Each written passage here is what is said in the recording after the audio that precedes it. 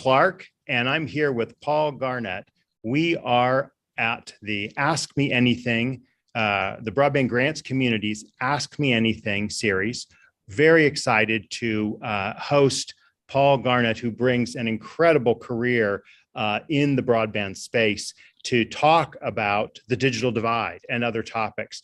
Obviously, we're very, very focused on the Infrastructure Investment and Jobs Act at Broadband.money. We've been doing these Ask Me Anythings for 8 months, 9 months now, and we've had everyone from Vint Cerf to the brain fails when you need to. We've had officials from the wireless space, from the fiber space, Shirley Bloomfeld of NTCA, Gary Bolton of Fiber Broadband Association, Darren Farnan, the Chief Operating Officer of United Fiber, and many, many others. And we're very excited to bring someone of the caliber of Paul to this conversation. Welcome, Paul. Thanks for being with us here today.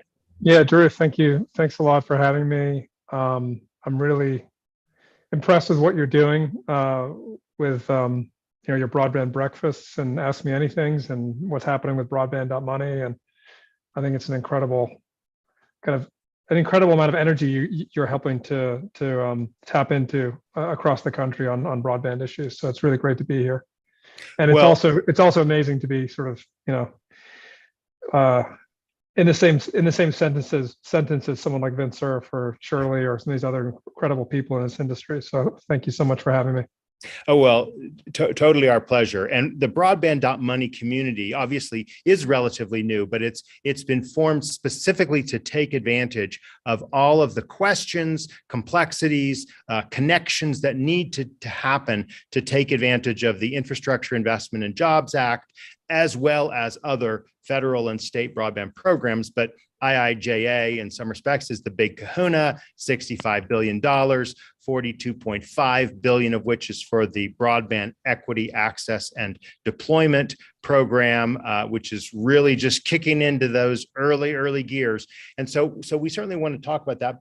But Paul, tell us just a little bit about yourself, your background. You're an attorney like me, but you've gotten the broadband bug. Just tell us a little bit about a kind of a broad strokes of your career and what led you to kind of be doing what you're doing at this very moment. Yeah, so I have about 3 decades of experience in the telecom and technology sectors.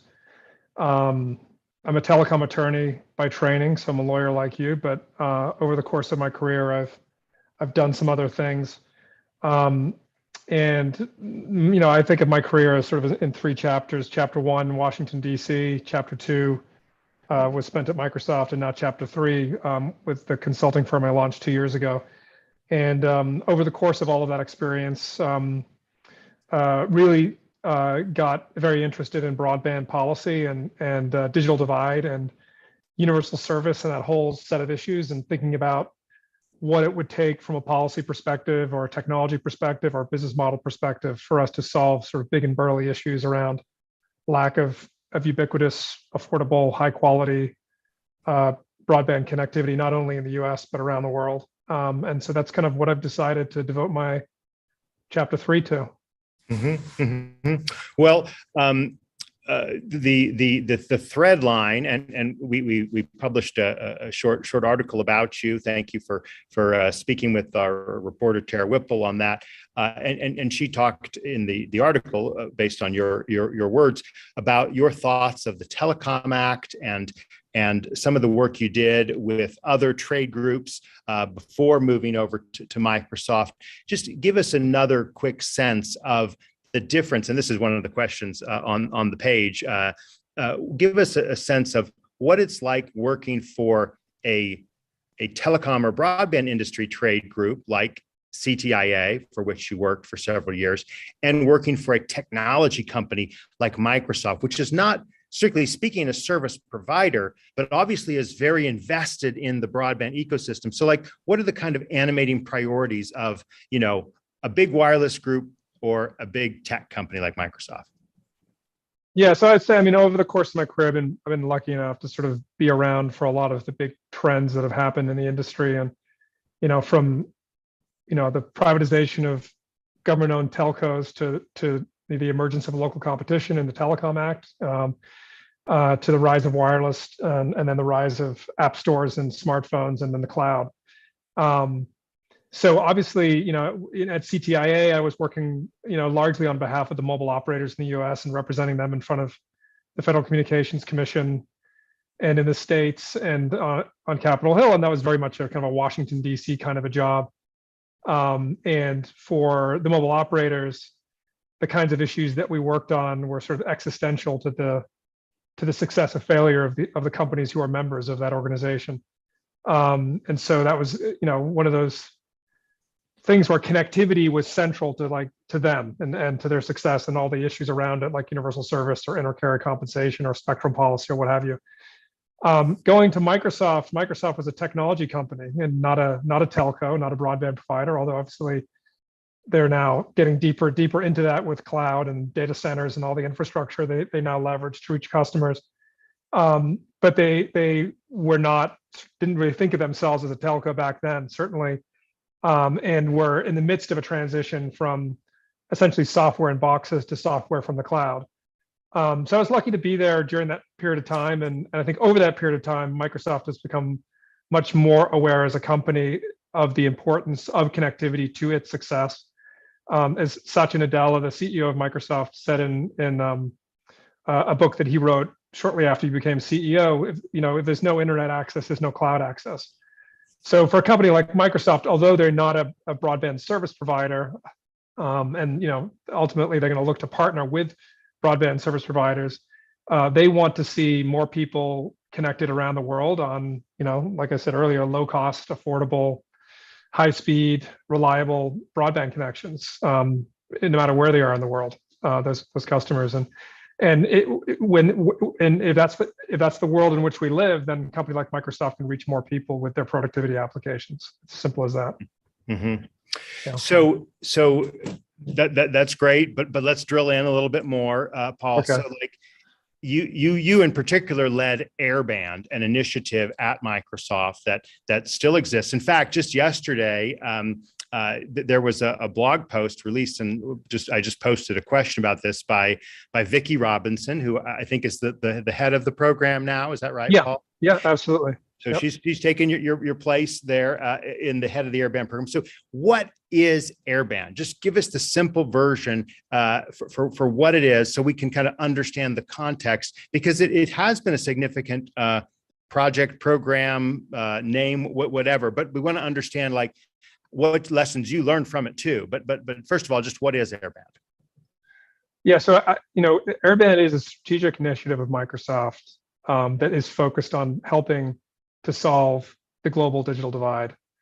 And Microsoft, as I said earlier, is not a broadband service provider themselves. So the way that they approach a challenge like that is through partnership. So they're looking to partner with broadband service providers, hardware companies, component manufacturers, not-for-profits, really anybody who's in the space to help open up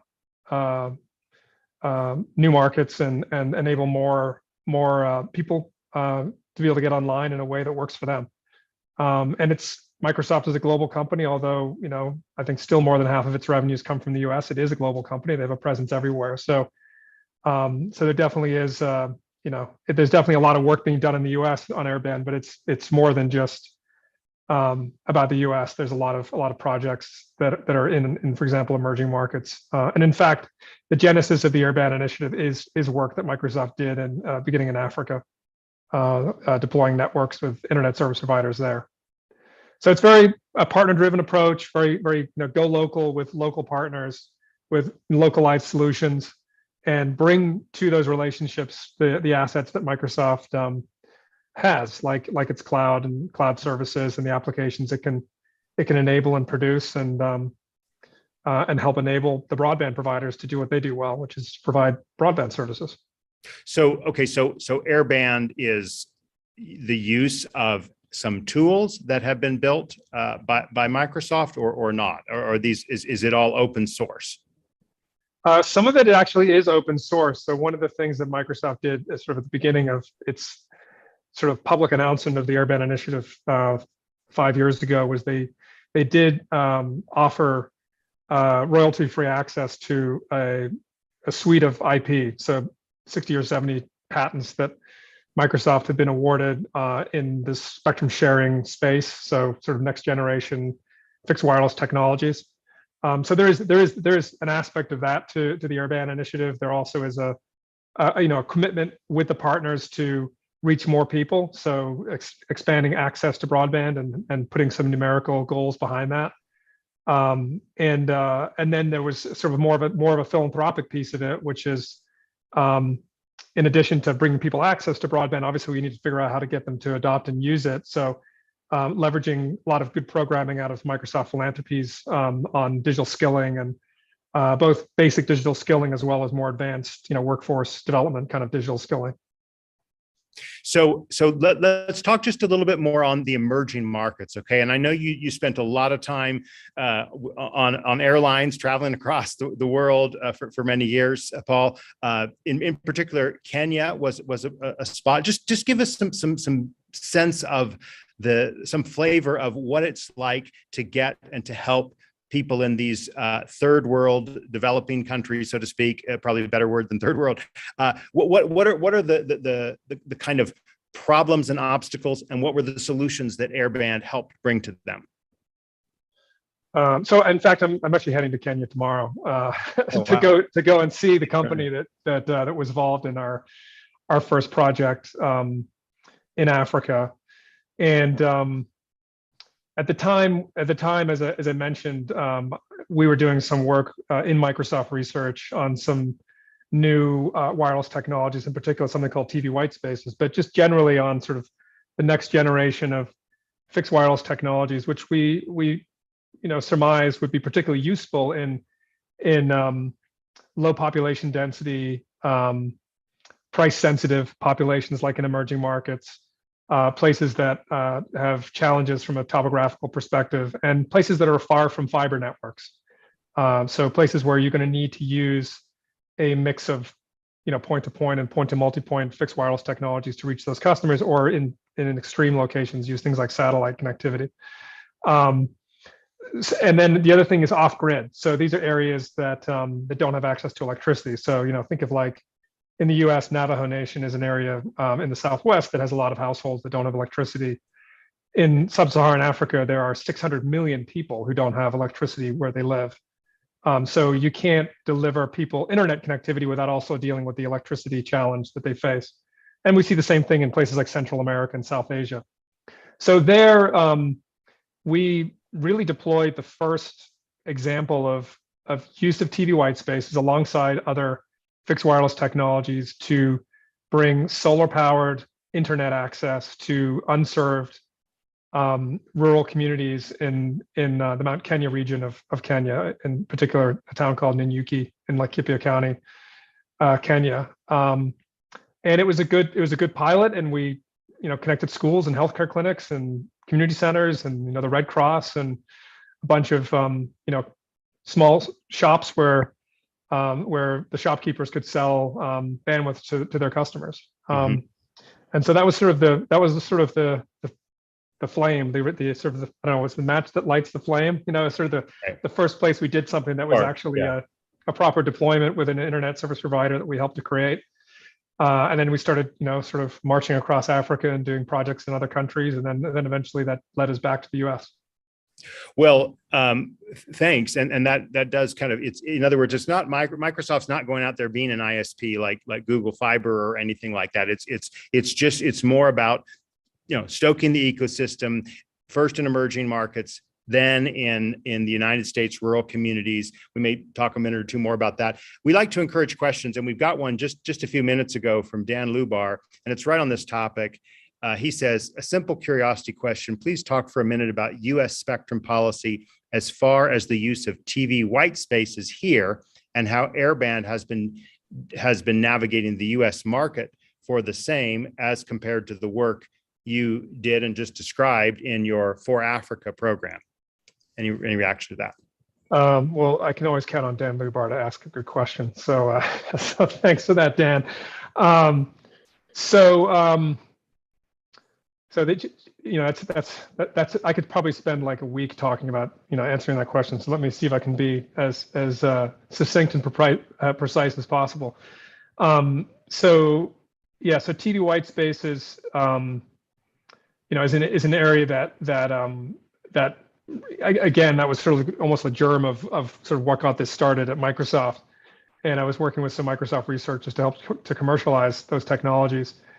And we felt, and I continue to believe, that by leveraging these low, below 1 gigahertz frequencies and leveraging the propagation characteristics of them, they could be particularly useful for wireless internet service providers to deploy connectivity in particular in low population density, hard to reach, quote unquote, non-line of sight locations. And so, of course, the U.S. was the first country in the world to adopt TV white space regulations. The regulations themselves weren't great, but it was a good start. And of course, now we're probably a dozen or so other countries around the world have adopted TV white space regulations. I think there's a few lessons to be learned from that experience. I think overall, one of the big challenges that we face, and it's kind of a good segue into this conversation around broadband access in unserved and underserved communities, is most technologies. Well, I shouldn't even say most. I think all technologies, at least all technologies that are standards based, whether that comes out of things like the 3GPP set of standards for mobile or the Wi-Fi standards, they're almost always going to be the standards are designed for high population density, high average revenue per unit, per user per month populations.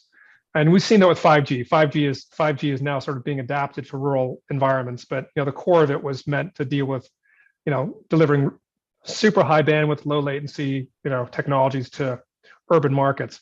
And so I think TV white space was one of those things that we tried to successfully standardize and create some excitement around an ecosystem for it, but it was frankly too disruptive to that mindset, because the reality is hardware companies like to sell a lot of boxes, and if there are fewer boxes to deploy over a particular geographic area, that's not necessarily good for them. So, and they don't do things against self-interest.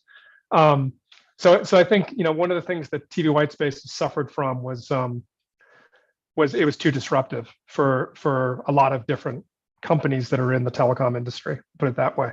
It still exists. I mean, there's definitely still companies creating good technology for it, and it should be part of the toolkit of all the different other types of technologies that one could use to bring internet access, whether that's broadband or some kind of narrowband IoT applications. But it definitely has not become what it could have become because of those types of issues and more. Well, we definitely want to get to the digital divide and all of its particularities, particularly in the United States. But there's a great question here from Jace Wilson. He asks, how has your thinking on airband evolved since you left, right? Since you left Microsoft and started the Vernonburg Group regarding technology, and what do you recommend to your clients when they have a question of, hey, what type of technology should I use? Whether it's rural areas or hard to reach areas. What's changed since then from your perspective, Paul? Yeah, and I think overall there's a sort of time doesn't stand still, and this is an industry that moves fast. It's hard to predict the future. Great engineers are really great at solving, big challenges. Tell them something they can't do, they can't do it, and they'll figure it out. And so, and again, back on the TV white spaces thing, other technologies have come along that also can help to address some of the challenges that TV white spaces was designed to address. So I think, overall, with the Airband initiative, we definitely took a toolkit approach, and I know that they continue to do that. So it's not, oftentimes people associate TV white spaces with the Microsoft Airband initiative, but that was really only one piece of the puzzle or one tool in the toolkit. So we and our partners always took a toolkit approach to any problem, and look at where the customers are, where the population density is, where is the fiber, and design a network that is optimized for that environment. So certainly fiber has a huge role to play.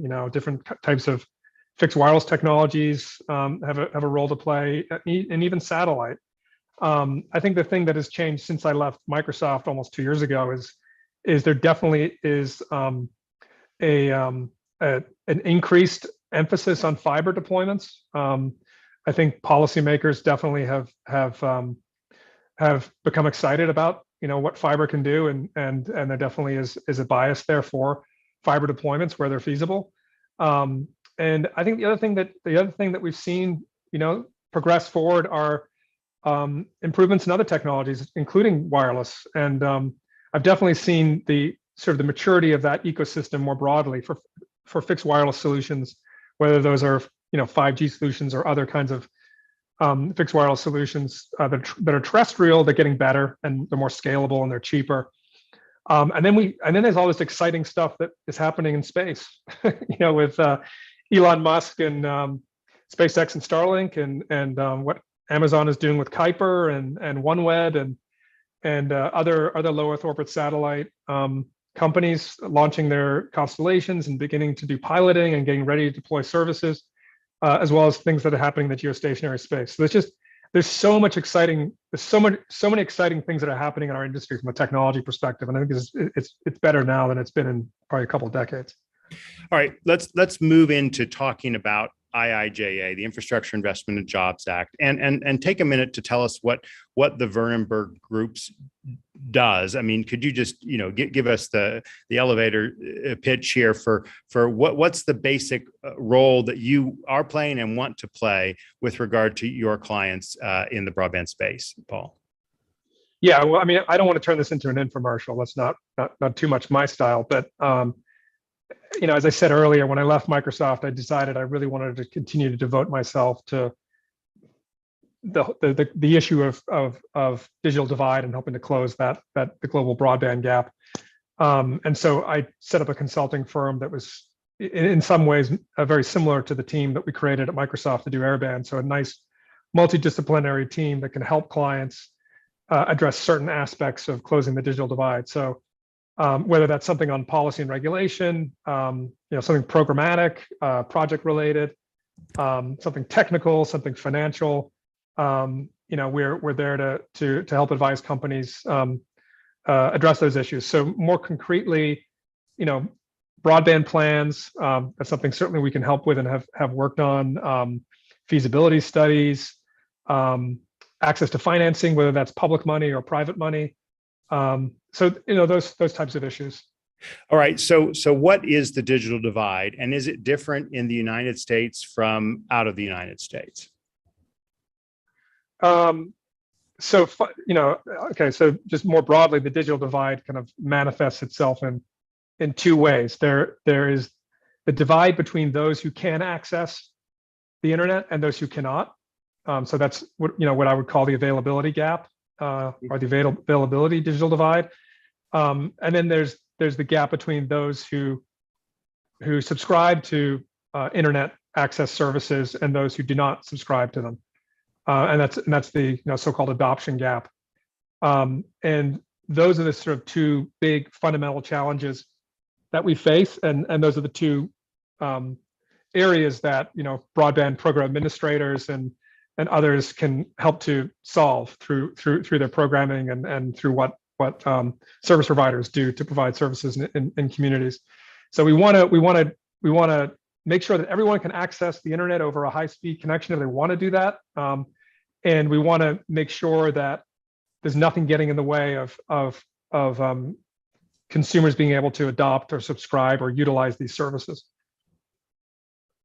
So when I've had I'm sorry, and then I forgot the second half of your question, which is the U.S. versus abroad. And I think fundamentally those two issues are the same, whether you're in Kenya or you're in Kansas. The numbers, the metrics behind it are going to be different because of where we are from an economic and social development perspective might be a little different than it would be in an emerging market. And even within emerging markets, there are huge differences. Like, sub-Saharan Africa might look different than Latin America, or even within a place like Kenya, you see huge differences between a Nairobi and an Nanyuki, which is a smaller town. So, our goal, today, for example, Jessica Rosenworcel, the chairwoman of the FCC, announced that she was, going to propose to increase the broadband definition in the US, which I think is really long overdue, from 25.3 to 120. I think that makes absolute sense in the US, and we probably should build some kind of accelerate into that over time. But in an emerging market, the number might be more like two down and one up right now, and maybe we increase it to 10-1 in those markets. So they're just not necessarily as far along as we are. We do want them to catch up, obviously, but we also need to be realistic about what can be delivered in those markets, and what sort of makes for a baseline of service we want everyone to have. Well, thank you for mentioning Chairwoman Rosenworcel's statement today that she wants to move from 25 by 3 to 100 by 20.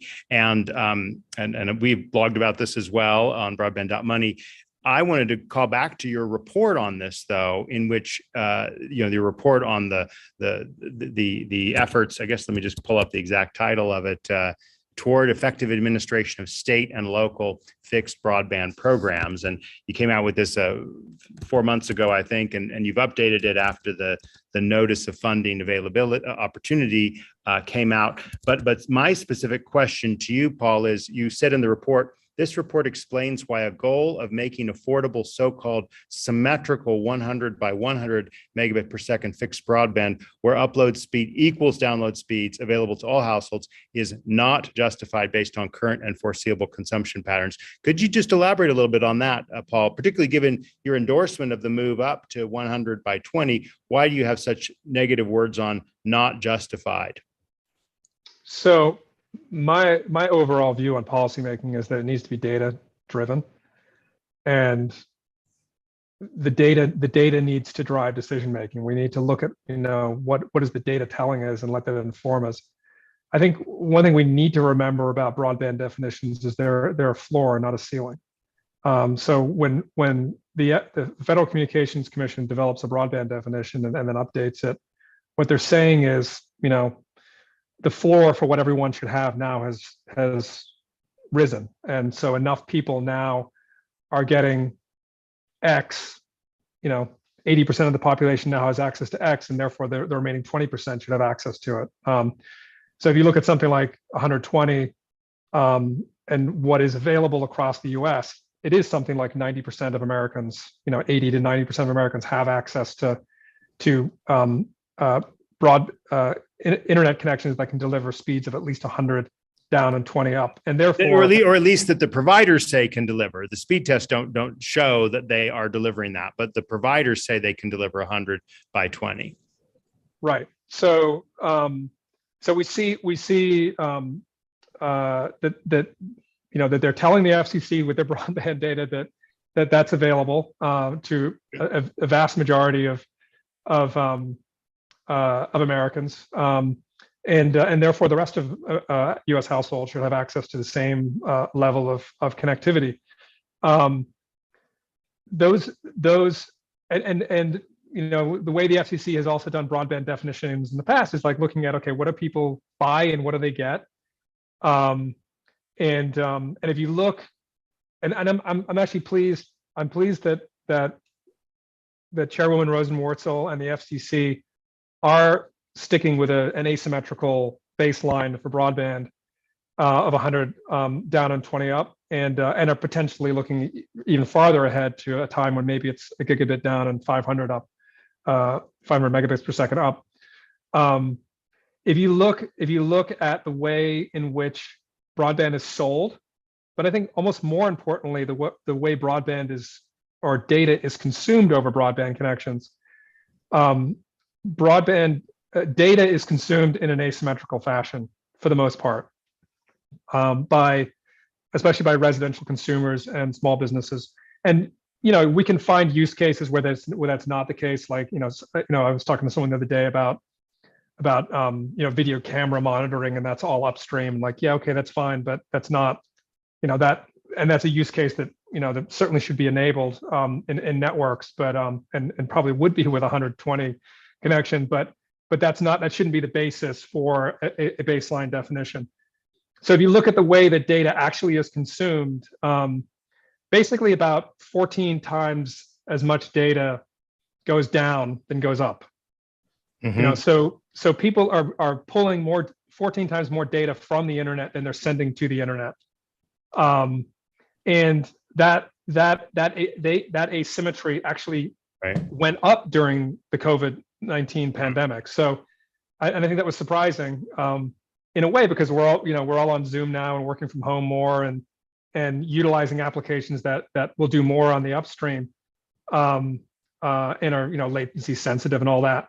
But at the same time, we're also watching way more Hulu and Netflix and other things than we ever have. So it's sort of like the downstream is almost offset. The increase in what we're consuming has offset what we're sending to the internet.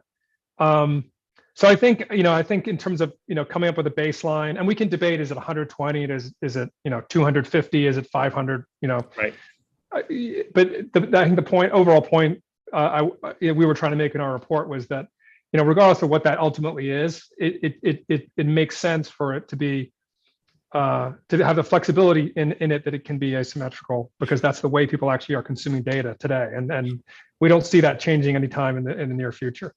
Well, I mean, it's important for you to make this point, Paul. I mean, we've talked to other people who are just kind of, zealots on symmetrical broadband. And if we just kind of isolate 25.3, 100 by 20, and something else that's higher, you're endorsing Rosenworcel's attempt to move from 25.3, which is the definition of underserved in IIJA, to 100 by 20, which is the definition of I think that's right. Unserved and underserved. And I think I think that makes sense, and there's a basis for it in the data. That's the important thing. Okay. So the data shows us that the vast majority of Americans now have access to 120, and they're consuming in an asymmetrical fashion. And 100 by 20, by the way, does a lot of things that we need. I mean, you can stream multiple 4K videos and game and be on Zoom, and it's okay. You don't have to, But still, I want to press this one more inch here, which is, and Jace Wilson makes this point, that 100 by 20 will be useless for most homes by 2030. High-end user bandwidth already pushes hard on those values today, while app service demand continues to increase exponentially. I mean, isn't it the case, Paul, that if we're going to spend lots of money through the Infrastructure Investment and Jobs Act to upgrade America's broadband networks, shouldn't we be doing it with the technology that is, at least in the eyes of its boosters, that is future-proof? What are your reactions to that 120 is going to quickly be inadequate? Well, that's 10, 8 years from now, so 2030. Who's good at predicting 10 years from now what the world is going to look like on technology? So, and my experience, having worked for a tech company is that tech gets invented far earlier than it ever gets mass consumed in the market. So I think a lot of times those kind of predictions, always take longer than we think they will. But maybe the number will go up in 5 years from now. We'll come back. It's been roughly, I think, 8 years since the last definition was increased. Now we're 8 years later and increasing it. The number will go up. We know that, and that's the policymaker's job to sort of create that baseline of what we want everyone to have. The fact that some people can get a gigabit connection or even the multi-gigabit connection doesn't necessarily mean, from a policy perspective, that everybody needs to have that now. But all I'm saying is that, we can debate the number. It can go up over time. But all I'm saying is what we're seeing in the data shows us that a symmetrical definition is not supported. Okay. And we're not seeing that changing anytime in the near future. Now, the numbers all might go up. It might be, but. Good to see you stick to your guns, Paul. All right. All right. So let's go to this report that you put together that I referenced. It's specifically on the state administration of broadband programs. I've had a chance to dig into it. Just could you give us the high level summary? What were you trying to accomplish in the report when it came out in April, and how have you updated with the NOFO, and what would be the kind of brief encapsulation of its thesis for those state broadband officers that I gather it was very much focused on?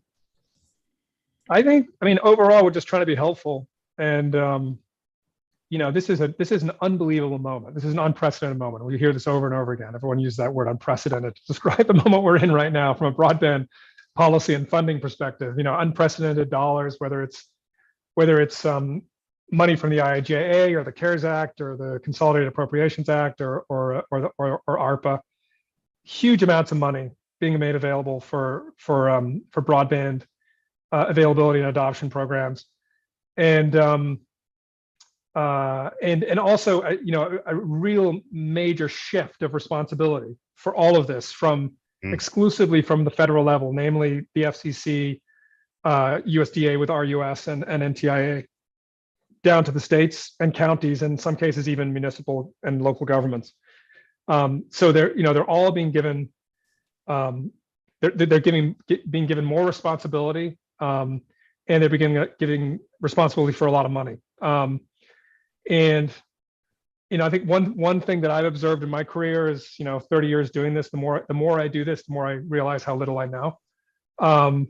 So I feel like I don't know enough, and I can't imagine how an administrator in a town hall or a city hall or a county administrator, who may have been really nothing more than a consumer of broadband in their life, is now given responsibility for setting up a program and providing funding to broadband providers and setting aside funding for adoption programs and the like. So I think really what we were trying to do is be helpful to state, county, municipal, and other government administrators of broadband programs, and helping them understand the space, understand what the data says. Again, the data can be kind of scary at times. There's a lot of it. It's just sort of what's the terminology about, helping them understand all of that, helping them understand what are the best practices that are out there, what are some sort of rules of the road for development of policy and programming, and then helping them understand the specific programs that are out there and what they can do, what they can and cannot do with them, and then providing a blueprint, as it were, for the steps they would need to take and the kinds of things they need to be thinking about as they develop their programs. I don't think the papers are long. We did 2 papers. One was meant to be the kind of a 101 level handbook, and then there's a 201 level report.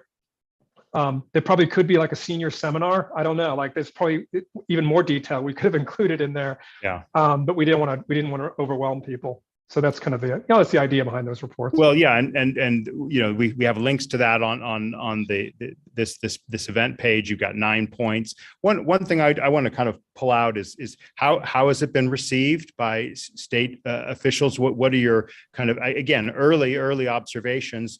The deadline for states to indicate that they want to participate in the BEAD program is Monday, 3 days from now, and all 50 states, all 6 territories in the District of Columbia have said they will. Right? They've met that deadline. But what are you expecting at this stage from the broadband offices and the process as it kicks off, Paul? Well, they need to. I mean, the first thing is they need to start to think about their 5-year broadband plans or broadband action plans or digital equity plans or whatever you want to call them. Starting to develop those. In particular, the grantees are going to need to, prepare and deliver to NTIA a plan, but also counties and cities also, some of them have been doing it already in various forms, but either they're going to need to amend what they've already done or create something new. The other sort of key short-term issue is the allocation of dollars across the 50 states and the territories, and those are based on a combination of FCC's new broadband data collection, so the new broadband mapping program that the FCC has launched, and the challenge process. So states need to start to get ready for all of that, to the extent that they want to, they think that they're going to need to challenge the broadband data collection that'll come from data that network operators submit to the FCC. Well, let's take a minute to talk about. Those are the sort of, to me, those are like the, because they've submitted their letters now. They're going to get their planning dollars. The first thing is let's get going on these 5-year plans, and then probably even more immediately sort of think about the whole broadband data issue. Right. Well, and let's talk a minute or two about data. Obviously, we focused on it. We had Lai Olson and Dustin Loop of Measurement Lab and the Broadband Mapping Coalition talk. We dug deep into this last month. Your Microsoft's Airband just came out yesterday with a digital equity dashboard and posted about it. As I think I mentioned earlier, Broadband.money has maps available of every state, and we've actually just in the process of preparing more that's going to be released shortly. Could you just speak a minute about the data that's out there right now? Okay, is it good? What is it good for? What is it not good at? And what you're looking for to still get from this FCC process, Paul? So, and I work a lot outside the U.S. as well. So I think I have a little bit of, sort of kind of a broad perspective on broadband data. And obviously, again, we're like totally, the way we think as an organization, the way I think is start with the data. We want policy to be data driven. That good policy making has in its roots, its basis, good data. Overall, the best data comes from network operators.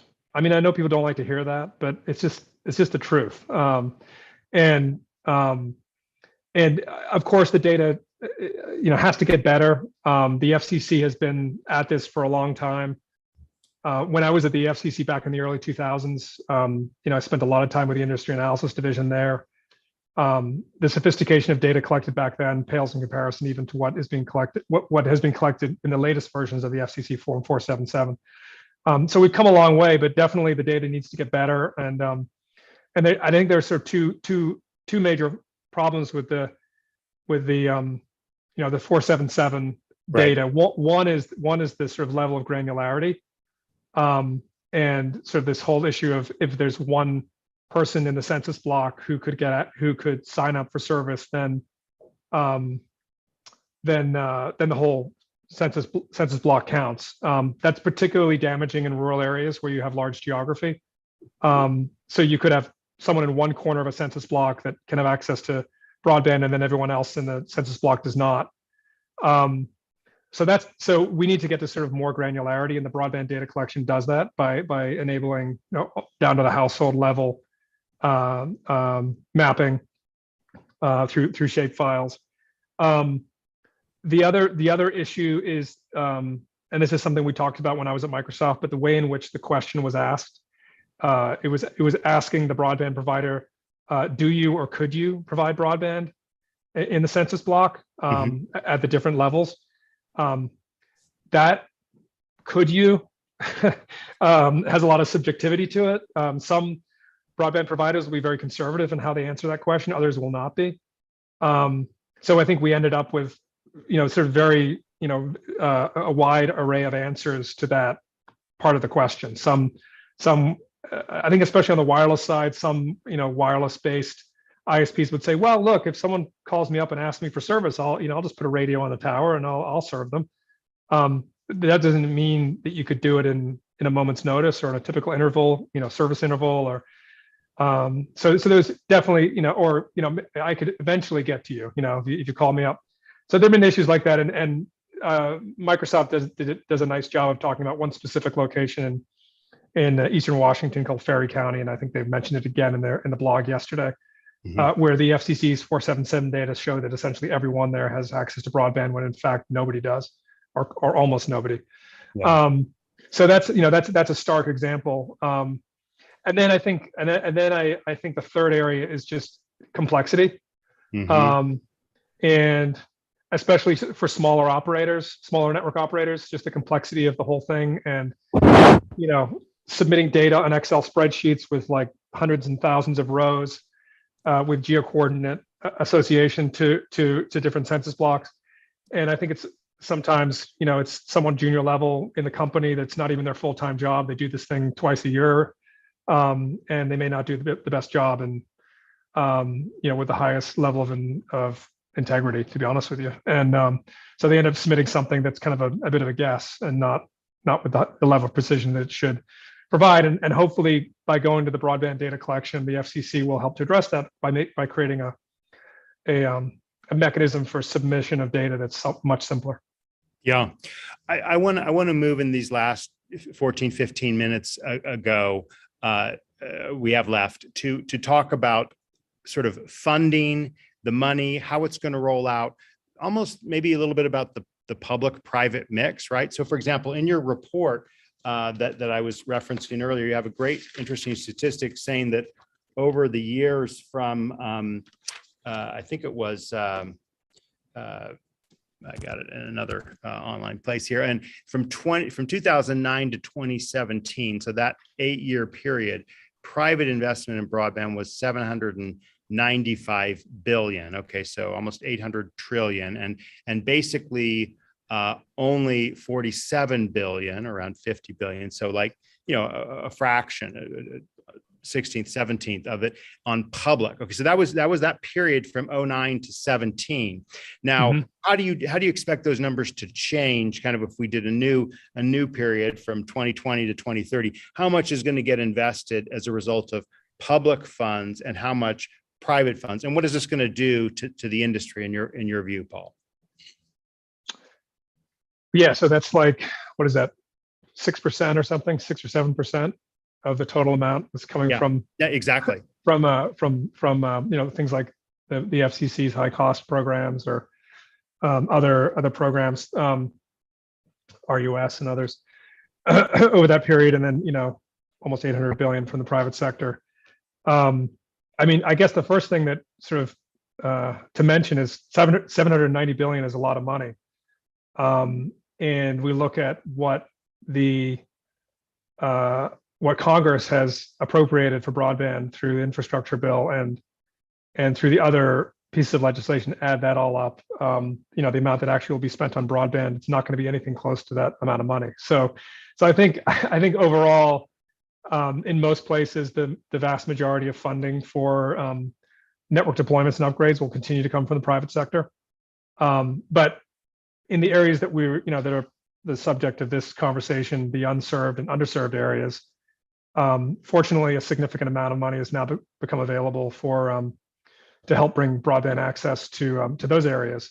And so that ratio obviously is going to be much higher on the public sector side than it is on the private sector side. I don't know what the exact numbers are. NTIA and USDA require private sector match now. It depends on the program. Right. Anything 25, 30% at least, and the more the better. And I think that'll vary by project and location. But yeah, absolutely. The public sector is going to play a much bigger role in cash plus in kind toward project deployments and toward operating networks once they're up and running and providing services. But I think in areas that don't need subsidization, like in urban areas and suburban areas, it'll continue to be primarily private money that helps to run those networks. Scott, as it should be. Scott Woods, the Vice President of Community Engagement and Strategic Partnerships for READY, asks, where do you see our industry at the end of the IIJA program, in 5 years or 10 years? And will the consumer end user demand for increased speed and performance continue on its exponential growth? Yeah, so absolutely, consumer demand will increase. I actually think the bigger thing that's happening is the amount of data that people consume is definitely going up, and you're seeing this in broadband plans that network operators make available. I mean, think about so I have a funny little story. So my own house, I've got 4 kids who are college age, roughly. My wife, me, both working at home, and then our mother-in-law moved in, who's an older person. And who is consuming the most amount of data in our house? My mother-in-law. Why? Because she streams video for about 12 hours a day.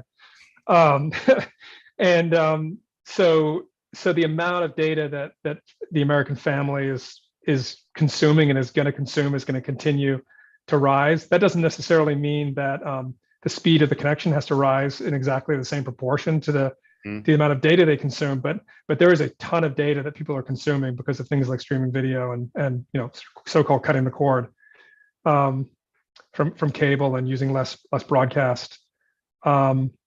And then what was the other part of your question? Sorry. Well, like where are we going to be as a result of this? I mean, how is the industry going to change? For example, let me just. I think that we're going to see. I think we're going to continue to see a lot of consolidation. Right now, we have 3,000 broadband providers in the U.S. roughly. So there's 3,000 companies who submit 477 forms of the FCC. So it's roughly about maybe 2,800 or something now, but we're going to continue to see a lot of consolidation happening, especially in the small carrier category. Right. And that needs to happen. And there's a lot of sort of efficiency gains that can be derived from that. So that will definitely happen in the industry. There will definitely be more of a focus on fiber. We're already seeing that. A lot of companies that traditionally have been doing things other than end-to-end fiber are getting more into the end-to-end fiber business, and that's a good thing overall. And hopefully we'll see more people with access to broadband than today, and hopefully we can close this digital divide. I think what will happen is my hope is that fund administrators will be very prudent with the money they're given, and will figure out a way to stretch those dollars as far as they can. And I hope they'll take the toolkit approach and they'll deploy fiber where it needs to go and where it's quote unquote feasible to use NTIA's and Treasury's words. And that in places that are really low population density, harder to reach areas, they will turn to various terrestrial fixed wireless technologies, and in really, really rural, remote places, they'll go to satellite. And my hope is that there's a lot of money that's left over even after all of that to address the adoption gap, which I think is the thing that is going to be the most difficult thing to address, and will be around even when we bring broadband to everybody. There still will be 20% or more of households that don't sign up, and we've got to figure out a way to address that. And that's going to be a long-term challenge. I think it's really admirable, the kind of the pragmatism and the data-driven approach that you're bringing to this, and Vernonburg group is bringing to this. We still have about six half dozen questions here, and we got about 6 minutes. So I'm going to try to do these rapid fire here. One that brings together the consolidation and the fiber points is this one from Michael Falloon. He asks, what are some of the challenges you see for WISPs, wireless internet service providers, moving to a full fiber plant to take advantage of BEAD programs? Access to financing. Next question. That's it. That's the biggest challenge. And I think especially with the match, right? So 30% or more match. So in order for those small ISPs to be able to compete, they're going to have to raise some significant capital. They may have to modify their level of aggressiveness in terms of the size of projects they can take on. Yeah. And they're going to need to raise some private capital, much more capital than they've had to raise in the past. There's definitely a role to be played there for financiers. David Tate asks the question he asks at almost every Broadband.money event. How or have you read the BTAG latency report on buffer bloat? And what do you think the regulators should do to ensure low working latency and good quality of experience across the internet? Latency is as important as speed. If you deliver a high speed, high latency connection, that's basically as useless as a very low speed, low latency connection. So it's extremely important. I think oftentimes we talk too much about speeds and we don't talk about latency. It's definitely an important issue and should be part of any broadband definition and any funding requirement. Garland McCoy asks, I am still stunned that the states and NTIA have not insisted that the location of all publicly funded fiber be reported. Alan Davidson should insist that state plans include the discovery and public disclosure of where publicly funded fiber is in their states. What do you think of that, Paul? It's not a question I've ever fielded. It sounds reasonable to me. I think when government money is used to deploy physical infrastructure, I think there should be some level of transparency there. So it makes sense to me. We have a couple questions about airband's role in bringing broadband access to precision agriculture. And someone else, I think it was Garland, also noted precision ag will stress asymmetric networks. Any thoughts on precision ag? Were there any airband apps that dealt with agriculture? Yeah, so I agree. I mean, I think that IoT generally there's so many different types of IoT use cases that are more symmetrical. In fact, in some cases are like asymmetrical in the other direction. You know, like there's so much data on farms, for example, that can be leveraged. Plants aren't downloading a lot of movies, for example. They're not downloading movies, but they're sending a lot to, you know, right. I don't know what the analogy would be, but CO2. But anyway, so there's definitely a ton of data on farms and in other kinds of applications. So I don't disagree with you there. But at the end of the day, you know, the IIJA, ARPA, these other funding mechanisms are about broadband connectivity, primarily to homes and also to small businesses. So, and it's about delivering, you know, again, a basic level to everybody. That, you know, what is the thing that everybody deserves to have.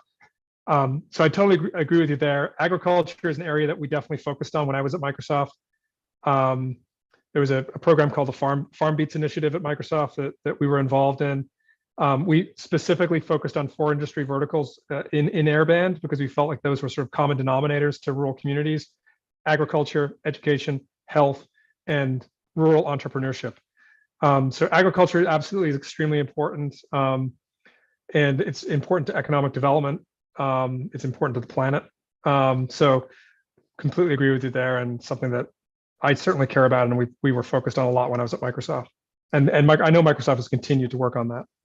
I'm going to end with 2 rather big questions, but since we only have 3 minutes, you can answer as you want. The first is, again, from Jace. He points out that you wrote a striking op-ed on the need for affordable connectivity fund permanent funding. This was in the Hill. Could you just speak about what can states do to extend this benefit? And then the last question from Riley Haight is, how do you see this IIJA transforming the build out of broadband? We've kind of touched on this a little bit, but what's significant about pushing all these funds through states? What's going to be different about broadband build out because of that? So those 2 last questions for you to take where you want to, Paul.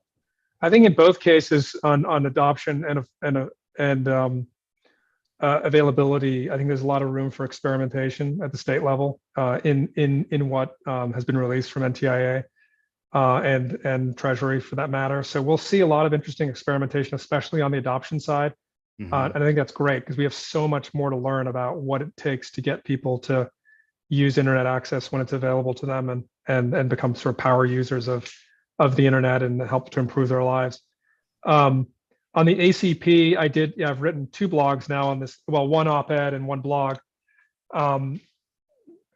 Over $14 billion in funding made available for the ACP. I think we're close to 13 million households have now signed up out of I think it's 48 million households in total that are eligible. That is a huge success, and it should continue. The numbers should go up. We should definitely figure out ways to promote that. But an additional 150,000 households or so new households are signing up every week. That's the good news. The worrisome piece of that is that the money's going to run out pretty quickly with all the success we're having with it. So $14 billion sounds like a lot, but at the current spending rate, we project that the ACP will run out of funding in the first half of 2024. And maybe it's earlier, maybe it's later, but it's going to run out. And this is an important program. It's a great program, and we should figure out ways to extend it. Ultimately, we think that Congress needs to step in and permanently fund the ACP with appropriation. We don't think that the universal service programs at the FCC, although we're going to see Lifeline Link Up become more like ACP over time, and we have a proceeding now at the FCC to look at that. We just don't think the universal system can afford to spend $7 to $10 billion a year on an ACP program with the current way in which universal service is funded. So we think ultimately it has to come from Congress. And then in the meantime, because we know how political Congress can be and how long it can take them to make these kind of decisions, well, we've got states and counties that have an important role to play here, and they have funding and they have flexibility to use that funding in different ways. So our suggestion was, let's find ways to, if need be, extend the ACP. Maybe use ACP dollars to target specific populations within your communities that are have lower rates of adoption or of broadband on device ownership. So we think in the short run, states and local governments have definitely an important role to play here. Well, we've run out of time. We've covered a lot of ground. I'm sure there's much more ground we could cover. We're so thankful you spent this hour with us to give us your thoughts on competition in broadband, on the digital divide, the Infrastructure Investment and Jobs Act, wireless and other technologies. On behalf of Paul Garnett, I'm Drew Clark. We will see you again for another Ask Me Anything in 2 weeks' time.